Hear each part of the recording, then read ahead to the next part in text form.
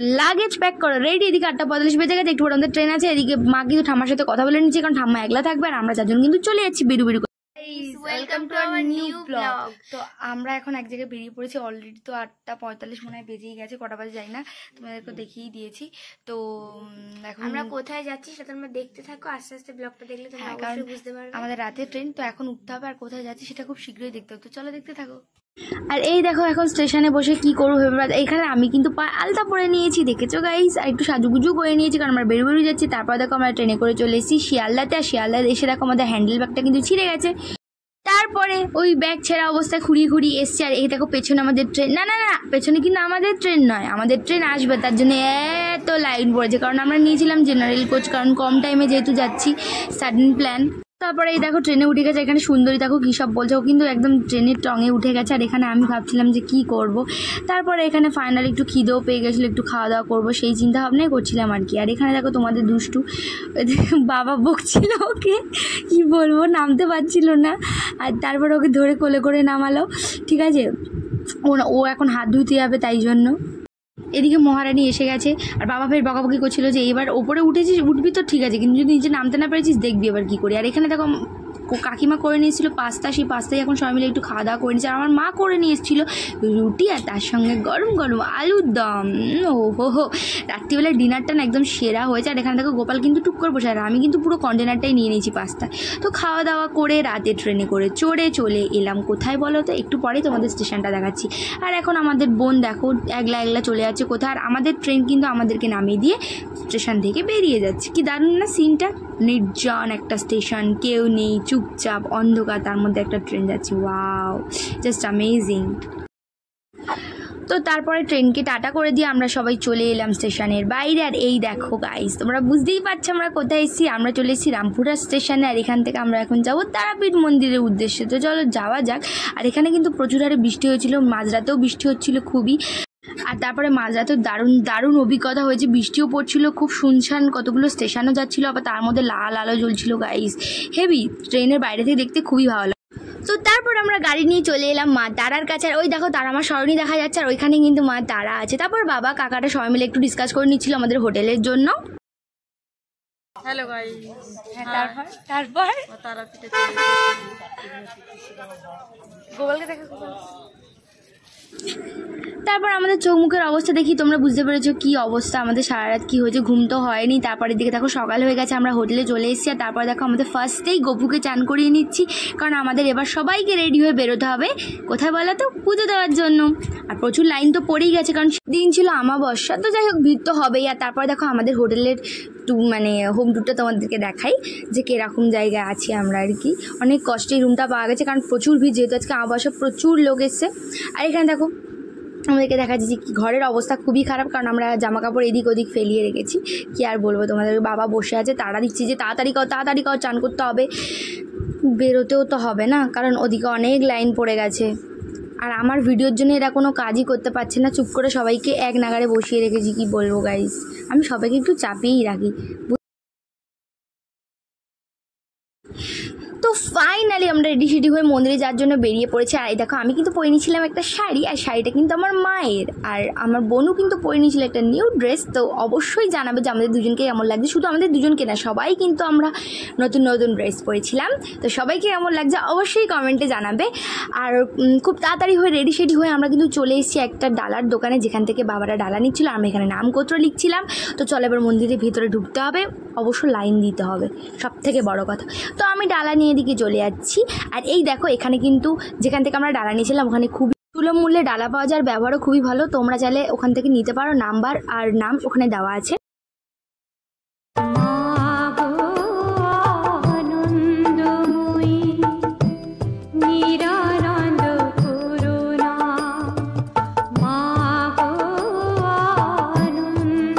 তারপর আমরা চলে যাচ্ছি লাইন দেওয়ার জন্য, আর বাবা মারা সবার আগিয়ে লাইন দিয়েছিল, আমরা এখানে একটু রিলস করে একটু ফটো তুলে তারপরে গেলাম লাইন দেওয়ার জন্য। আর লাইন ওই যে ওখান থেকে সই গিয়ে পড়েছে লাইন, পুরো ঘুরে যেতে হবে। তো চলো আমরা এখন লাইন দিই। আর এখানে দেখো গোপালও কিন্তু লাইন দিতে দিতে খুবই টায়ার্ড হয়ে পড়েছে, আর আরেকজন তো ঘুমাচ্ছে, তোমরা দেখতেই পাচ্ছ। কারণ আমাদের কারোরই ট্রেনে ঘুম হয়নি, আমারও খুবই ঘুম পাচ্ছিল। তো হাফ ঘুম দিয়ে, হাফ বসে, হাফ গল্প করে আমরা এখানে লাইন দিয়ে চলে যাচ্ছি মায়ের কাছে। আর এখানে কিন্তু অনেক অনেক ঠাকুরের মূর্তি ছিল, আর তাদের কথাগুলো পাশে লেখা ছিল।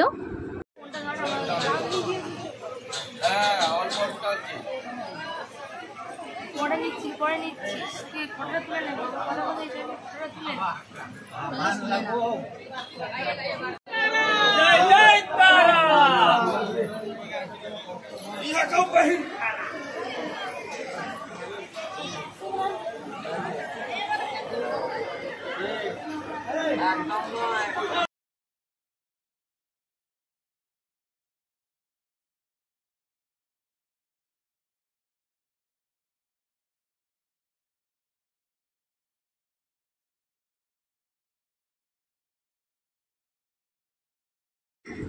তো তারপর লাইন দিয়ে দিয়ে মায়ের অনেকটাই কাছে চলে এসেছি, আর একটুখানি গেলেই মায়ের দর্শন আমরা করতে পারবো আর কি। তো তারপরে এখানে এই সামনে একটা পুকুর মতো আছে, এখানে অনেকে ডোরও বাঁধছে, আর এখানে ভেতরে অনেক পুজোও হচ্ছে। তো চলো মায়ের কাছে যাওয়া যাক, মায়ের দর্শন করা যাক।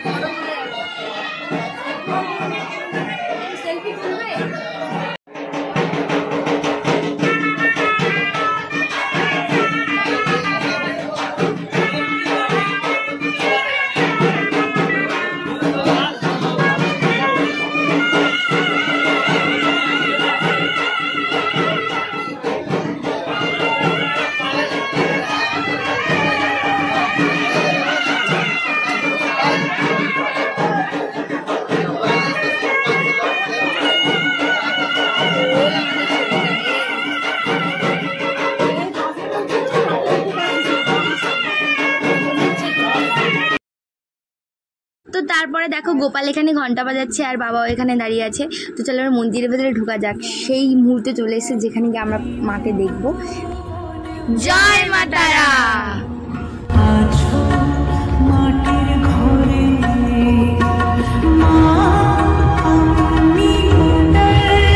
তো তারপরে পুজো টুজো দিয়ে আমাদের হোটেলের সামনেই একটা রেস্টুরেন্ট আছে, যেখানে আমরা খেতে চলে এসেছি। আর এই রেস্টুরেন্টটা কিন্তু যবে থেকে আমি তারাপীঠে আসি, মানে সেই ছোটোবেলা থেকে এই রেস্টুরেন্টেতেই খাই, কারণ এর খাবারগুলো সত্যি খুবই ভালো দেয়, কি বলবো, খুবই ভালো লাগে আমার খেতে। আর স্পেশালি এই কচু ভাজাটা।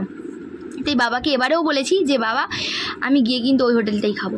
তো খেয়ে দিয়ে বাড়িতে রেস্ট নিয়ে আমরা আবার রেডি হয়ে বেরিয়ে পড়েছি ঘুরু ঘুরু করার জন্য। এবারে আমরা যাব তারাপীঠের সাইট সিনে। তো সাইট সিনের অনেক কিছু নাম কিন্তু আমি জানি না, তো তোমরা যদি জেনে থাকো অবশ্যই কমেন্ট করো। আমি কিন্তু সব কিছুর নাম ঠিকঠাক নাও বলতে পারি, কারণ আমি হাফ ভুলে গেছি, কারণ যখন আমি এসছিলাম না তখন আমি অনেক ছোট ছিলাম। এই নিয়ে আমার 3বার আসা হলো, আর বোনেরও বোধহয় 3বারই আসা হয়েছে। তখন বোন অনেকটাই ছোট ছিল, আর আমিও অনেকটাই ছোট ছিলাম। তাই এখন গেছি, তাই এখন একটু আধটু তাও মনে আছে, আর আগের কথা তো কিছুই মনে নেই আমার। যাই হোক, তো ভুলভাল বলতে পারি, যদি তোমরা সঠিকটা জেনে থাকো অবশ্যই কমেন্টে জানাবে, ঠিক আছে?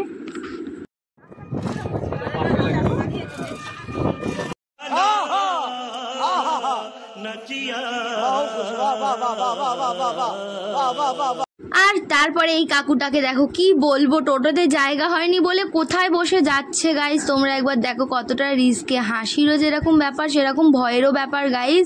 কিভাবে বসে যাচ্ছে ভাই সাব। कोई तो इससे सीखे कैसे टोटो पे बैठ के जाना है। ओ माय गॉड, ये क्या है ভাই। যাই হোক, আলটিমেটলি কাকুটাও নামলো, আমরাও নামলাম, কারণ এবারে মন্দির চলে এসেছে। সেই মন্দিরগুলো আমরা এবার যাব, গিয়ে ঘুরে ঘুরে দেখবো, আর তোমাদেরকেও জানাবো। তো চলো মন্দির অবধি যাওয়া যাক। আমরা মন্দিরের এলাকায় ঢুকে গেছি, আর এখানে রয়েছে 2টো মন্দির। আমরা একটা একটা করে মন্দির দেখবো, আর তোমরা দেখতে থাকো মন্দিরে কি কি ঠাকুর রয়েছে।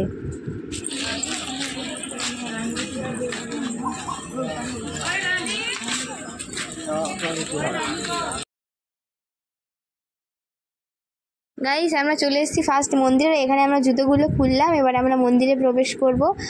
আর দেখো আমরা মন্দিরে কিন্তু প্রবেশ করেই ফেলেছি, আর এর ভেতরে রয়েছে কী ঠাকুর রয়েছে সেটা হচ্ছে তোমাদের দেখাতে পারবো না, কারণ এখানে ক্যামেরা করা বারণ, কিন্তু মন্দিরের এলাকাটা খুবই সুন্দর। চলে এসেছি আমরা সেকেন্ড মন্দিরে, এখানেও কিন্তু ফটো ক্যামেরা করা বারণ, তাও আমরা লুকিয়ে লুকিয়ে করেছি তোমাদের দেখাবার জন্য। আর এই মন্দিরে রয়েছে হচ্ছে মহাপ্রভু জগন্নাথ, আর এটা কিন্তু পুরো পুরীর মন্দিরের মতন ডিজাইন করা রয়েছে মন্দিরটার গায়ে, মানে পুরো সেম টু সেম পুরীর মন্দিরের মতো হালকা হালকা ডিজাইন করা। আর এটা খুব কালারফুল এই মন্দিরটা, পুরীর মন্দিরে যেমন অল্প রং, কিন্তু এখানে এই মন্দিরগুলো হচ্ছে খুব রঙিন।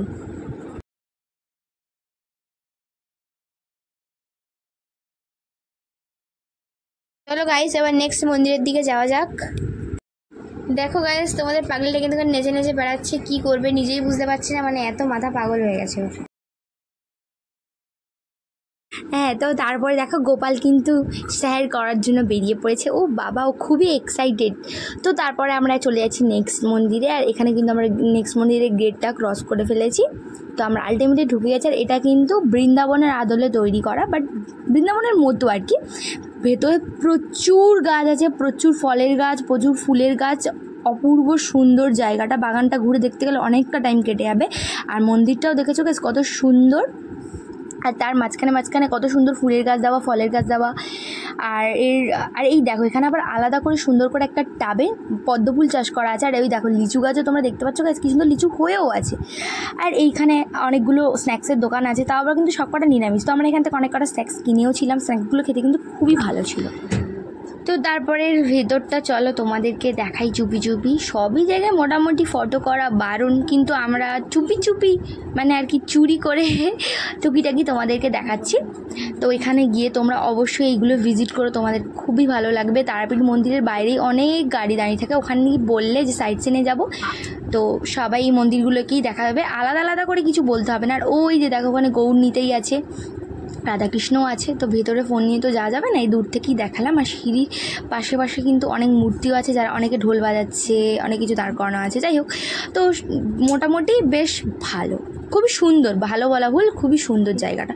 তো তারপর এখান থেকে একটু খাওয়া দাওয়া করে আবার গাড়িতে করে বেরিয়ে পড়লাম নেক্সট মন্দিরে যাওয়ার জন্য।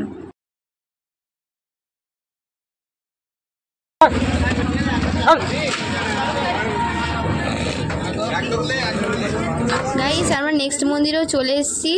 দেখো এই যে এই মন্দিরটায়, চলো ভিতরে যাওয়া যাক। তো দেখো গাইস আমরা এখন টোটো থেকে নামছি মন্দিরের ভেতরে ঢুকবো বলে, আর তো কোনো কাজই নেই। আর দেখো মন্দিরের ভেতরে দেখো কত সুন্দর সুন্দর ছোটো ছোটো গাছ করা আছে, যেগুলো কিন্তু শেপ করে কাটা।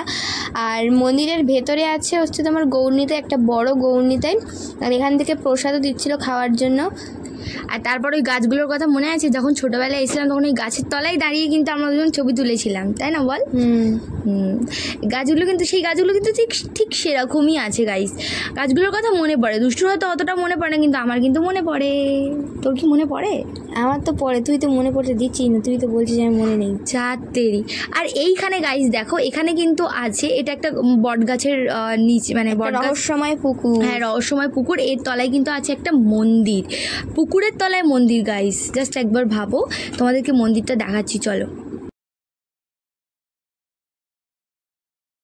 ওই যে দেখো ওই জলের ওপরে মন্দিরের মানে চূড়াটা দেখা যাচ্ছে ফুল ফুল মতন।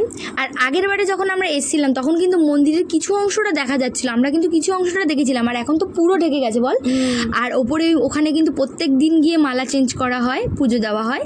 আর আজকেও গিয়ে সেরকম মালা চেঞ্জ করা হয়েছে, পুজো দেওয়া হয়েছে। আর যে বটগাছটা আছে না, ওই বটগাছে কিন্তু আমরা ভেতরে কি ঠাকুর আছে সেটাও কেউ ঠিকঠাক করে বলতে পারে না। আর ওই বটগাছে কিন্তু আগের বারে এসে আমরা উঠেছিলাম, চড়েছিলাম, কিন্তু এখন ওই গাছটা কাউকে চড়তে, অনেক ঠাকুর রয়েছে আর চড়তে দেয় না ওখানে। আর সাইডে আরেকটা মন্দির ছিল, যে মন্দিরে আমরা চলে এসেছি, এই মন্দিরেও কিন্তু ছিল মহাপ্রভু জগন্নাথ দেব। তো সেই জগন্নাথ দেবকেও আমরা দর্শন করে নিলাম।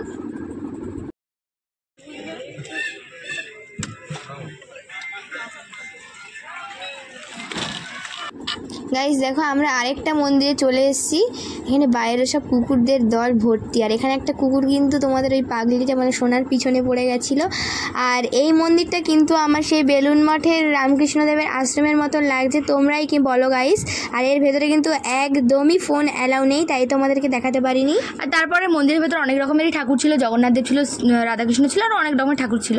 তো তারপরে বেরিয়ে কিন্তু আমরা মাটির ভাঁড়ে মানে মাটির ভাঁড়ে না, মাটির ওই খোলায় করে চা হচ্ছে, সেটা মাটির ভাঁড়ে চা, তো মাটির ভাঁড়ে করে দিচ্ছে আর কি। তো সেই চাটাও আমরা খেয়ে নিলাম, মানে মটকা চা না কি বলে আমি ঠিক জানি না। তারপরে থাকে এই কুকুরটা কিন্তু আমার খুবই ফেভারিট পুরো আমাদের চোখের মতো দেখতে, তো তাই তার একটু সবাই মিলে একটু বিস্কুট টিস্কুট দিয়ে দিচ্ছিলাম আর কি। তারপর তাদের সাথে একটু খেলা করে তারপর টোটো উঠে আবার বাড়ি চলে যাচ্ছিলাম। আর পাশে থেকে কত গরুর পাল যাচ্ছিল। এবারে কিন্তু আর কোনো মন্দির নেই, এবারে কিন্তু আমাদেরকে বাড়ি বলা ভুল হচ্ছে, এবার কিন্তু আমরা কোথায় যাব, হোটেলে। আর এই দেখো আই লাভ তারাপীঠ। তারপরে এখানে খেয়ে নিচ্ছিলাম ফুচকা। আর এখানে কিন্তু ফুচকা তোমাদেরকে কি বলবো গাইস, অত দূরে সব জায়গায় তো মানে বাইরে কলকাতার বাইরে গেলেই ফুচকা কিন্তু 10 টাকার 4টে, আর এখানে কাকুটা এত ভালো ছিল 10 টাকা দিচ্ছিল 6টা গাইস। আর টেস্ট কিন্তু সত্যি করে বলছি অন্যান্য জায়গায় খেয়েছি বাইরে কোথাও, বাট এই টেস্টটা কিন্তু দারুণ ছিল। তারপর ফুচকা টুচকা খেয়ে আমরা চলে এসেছি শ্মশানে গাইস। দেখো পুরো অন্ধকার, একটা আলো নেই, খালি চারিদিকে বাতির আলো জ্বলছে, কি বলবো। আর ওই দেখো এখানে ভৌতিক ব্যাপার। আর তারপর এখানে দেখো বামা খাবার মূর্তিও এখানে বসানো। আরও সকালবেলা আসলে আরও অনেক কিছুই দেখাতে পারতাম কিন্তু দেখানো হলো না। সব ব্রাহ্মণরা এখানে তন্ত্র মন্ত্র করছে বসে বসে, ভূতেদের আরাধনা করছে। হ্যাঁ গাইস, আর এখানে কিন্তু ইলেকট্রিক চুল্লিরও ব্যবস্থা আছে, যেটা এখন নিউলি হয়েছে। আর পাশে কিন্তু কাঠে পোড়ানো হতো, এখনো হয় অল্প। এবার ওই জন্য ওখানে মরা না আসলে কি তো অটোমেটিক জ্বলে। আপনি এটা কবে জানতে পারলেন, ভালোভাবে বলতে পারুন। আমি জানতে হবে আমার মার কাছে গল্প শুনে। ও আপনার মা কীভাবে জানলো? সেটা আমার মাকে জিজ্ঞেস করুন দয়া করে। ও আচ্ছা আমি আচ্ছা। রিপোর্টারদের মারি, যেটা পরে কিন্তু আমি মারবো। ও কাকিমা এখানে যাচ্ছি, আপনি এখানে আছেন। আবার সে উল্টো পাল্টা করছি। তারপরে এখন আমরা গাইজ এখন যাচ্ছি, কোথায় যাচ্ছি আদতেও জানি না কোথায় যাচ্ছি। এই যে গোপাল এখানটায় আছে। তো তারপর বাড়ি এসে সবাই মিলে মাংস আর রুটি খেয়ে না হলো। মাংসটা কিন্তু সত্যি খুবই টেস্টি ছিল। তো চলো নেক্সট